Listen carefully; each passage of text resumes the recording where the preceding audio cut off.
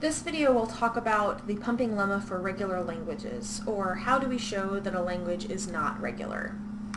So before we give some examples, let's remind ourselves of what the pumping lemma is and what it means. So first, the pumping lemma states that all regular languages have a special property, and this property is that they are pumpable.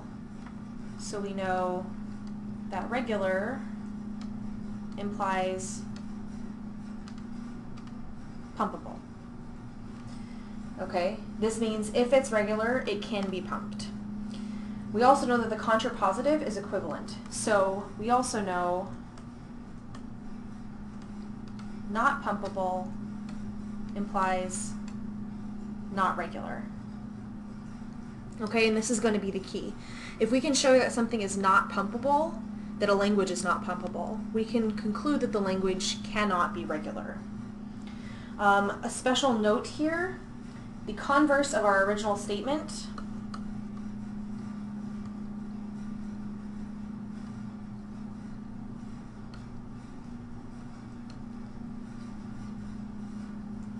okay, this is not equivalent. Pumpable implies regular. This is not equivalent to our original statement.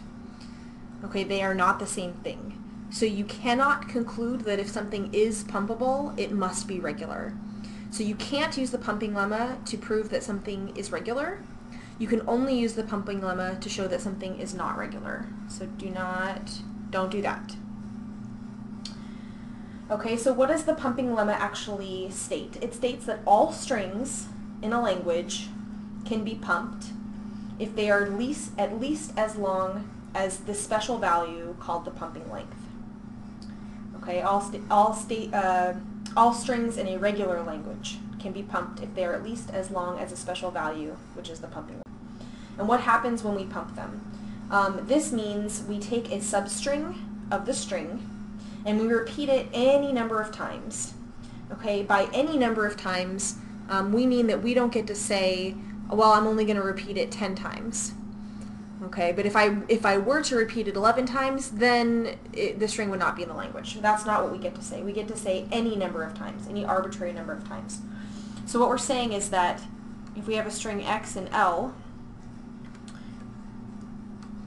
and then we pump a substring of x, then what we should get is some x prime, right, the pumped string, and it must still be an L. Okay? That's what pumping says. Alright, if it is not the case that the string is still an L, this means the string is not pumpable. And that's what we want to show. We want to show not pumpable so that we can show not regular. So that's what we're looking for. Okay, a little bit more concretely, what we know is that if A is regular,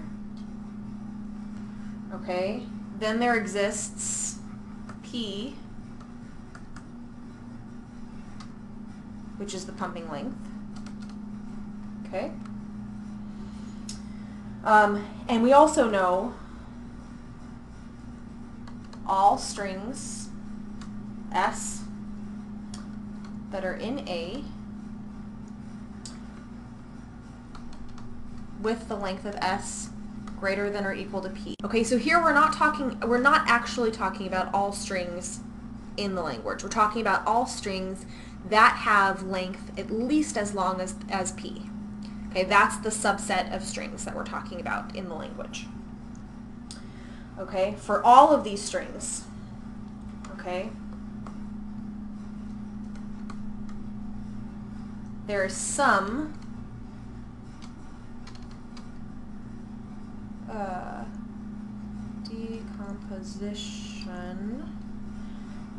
decomposition of the string S into pieces x, y, z.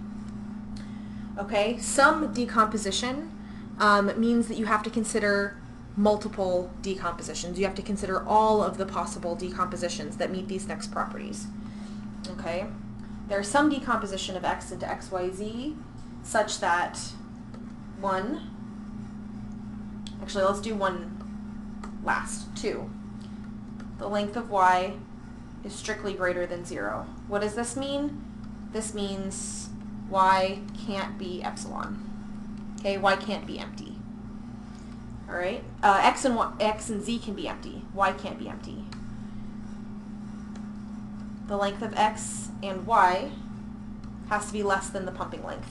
Okay, this just ensures that the string is not too long, and there's a technical reason for this, or I should say that the substring xy is not too long. Right, we've already said that s has to be at least p.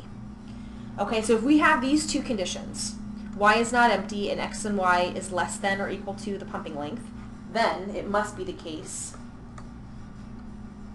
that for every possible I that's greater than or equal to 0, x, y to the iz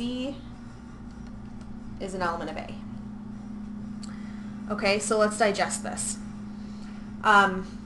This says, I'm assuming this language A is regular. Then it has a pumping length, and let's call it P. P is the pumping length for that language. If I take all of the strings in A that have length at least as big as this pumping length, I can decompose that string into substrings x, y, and z, where y is not empty and x and y is not too long. Okay, there exists one of these kinds of decompositions, so that if I pump y any number of times, I get a string that's still in the language. Okay, that's what that means. Notice we have that I is greater than or equal to 0. This means that we can actually remove the portion y, right? I can have 0 repetitions of y. I can actually get rid of it. This is called pumping. This is often called pumping down. Okay, so it says I can pump down. If I have y to the 1, I'm saying give me 1 repetition of y, which is really the original string. But once I say y is equal to 2, now I have 2 copies of y. So I have x, y, y. That's what that means. So for every such I can keep pumping it and keep looking for something that's not in the language. And if I kept pumping for every possible I, no matter what, I should get a string still in the language if A is regular. Okay, so that's what the pumping lemma is saying. So from there, let's develop a proof outline. So we have an idea of how do we begin to prove that something is not regular. Okay, so if I want to say prove L is not regular. Okay, then the first thing I'm going to do, I'm going to assume L is regular. Okay, so I'm going to attempt to get a contradiction, okay, by assuming that L is regular. Number 2, we're going to state that P is the pumping length. Okay, in some ways this is a formality. It's giving an actual name to the pumping length. We may not know what value P has for a particular language. We just know that if L is regular, which is our assumption, that P exists. And so we're giving it the name P. Okay? We may not know what it is. Okay, number 3. We need to select a string S in L. Okay, so make sure condition such that the length of S is greater than or equal to P. Okay, so 2 things can go wrong here in proofs. First thing that can go wrong, if you select a string S that's not actually in L, then your proof from here on out is invalid. Okay, S has to be in L. So double check that the string you're picking, that you're going to attempt to pump, is actually in the language you're trying to prove is not regular. The second thing that can go wrong is not choosing an S that's long enough. So it has to be at least as big as P. Okay? One more note. The lemma says that every string in L is pumpable if L is regular. Okay, every string in L should be pumpable, every string that has this property that it's greater than or equal to P, should be pumpable if L is regular. So this means we only have to pick one. If I can show one counterexample, one string S that's not pumpable, then I win. I have succeeded. So here we're only looking for, we only need to find one string. Okay, and then the fourth step is to show for every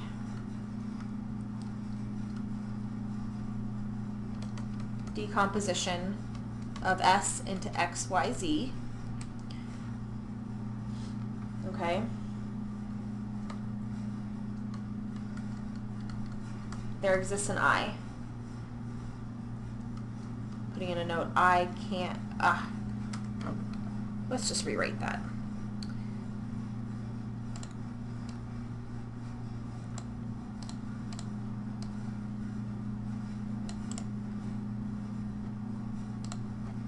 Okay, show for every decomposition of X into X, Y, Z, I can find some I such that X, Y to the I, Z is no longer an L. Okay, so here we have to show every decomposition, so every way of breaking up that string, but I only have to find one I for a particular decomposition.